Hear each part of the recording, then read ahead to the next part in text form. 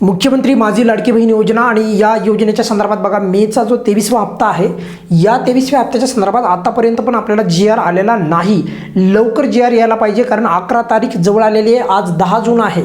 10 जून म्हणल्याच्या नंतर सर्वांना माहिती आहे की आज उद्या लगेच आता उद्या 11 तारीख असणार आहे ना। ऑब्वियसली आपल्याला नेहमीप्रमाणे माहिती आहे की बऱ्यापैकी जास्तीत जास्त शक्यता असते की 11 तारखेपर्यंत GR येत असतो, पण यावेळेस मात्र असं घडताना दिसत नाही, कारण उद्याच GR येईल आता याची शक्यता फार कमी वाटते आहे। मग असं नाही व्हायला पाहिजे की वितरण फार पुढे जायला पाहिजे, त्यामुळे लवकर वितरण सुरू करा, वेळेवर वितरण करा। आणि त्याहीपेक्षा एक महत्त्वाची जी मागणी आहे आणि ती म्हणजे काय की बऱ्याचशा लाडक्या बहिणींनी KYC दुरुस्ती केली होती।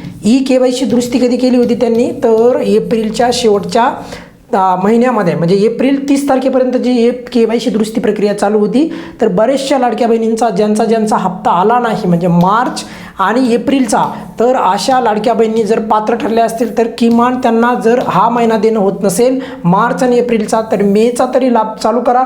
असं करू नका की त्यांना आणखी 2-3 महिन्याच्या नंतर त्यांचा लाभ अचानक चालू करण्याचा प्रयत्न करू नये। असं झालेलं आहे एकदा, कधी जूनचा लाभ बऱ्याचशा लाभार्थ्यांना 3 महिन्याच्या नंतर चालू झाला, तर तसं नाही व्हायला पाहिजे। तर ज्या पात्र लाभार्थी आहेत, ज्या लाभार्थ्यांना असं वाटतंय की नाही आम्ही पात्र असून पण आमचा हप्ता बंद झालेला आहे, तर अशा लाभार्थ्यांना लवकरात लवकर जे आहे लाभ वितरित करण्यात यावा। आणि याच सोबत राज्याच्या महिला बालविकास मंत्री आदितीताई तटकरे यांनी सांगितलं की आम्ही फेर तपासणी करणार आहोत।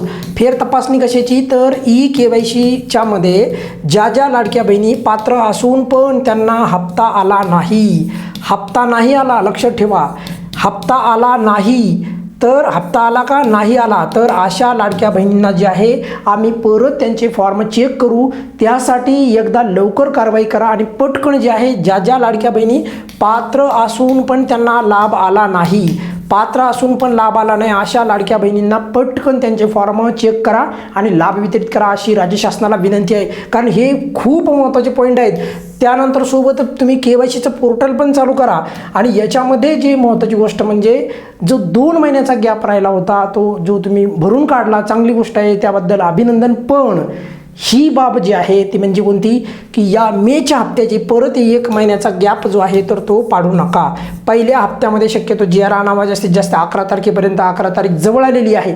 आता असं असून पण GR येत नाही, त्यामुळे लवकर GR आणा आणि लवकरात लवकर जे आहे या योजनेचं वितरण जे आहे 15 तारखेच्या आत करण्याचा प्रयत्न करावा। या व्हिडिओमध्ये आपण इथेच थांबूयात। बघा, आज जर कोणत्याही प्रकारची GRची अपडेट आली आज उद्यापर्यंत, तर लवकरात लवकर आपल्या या चॅनलच्या माध्यमातून तुम्हाला मिळेल।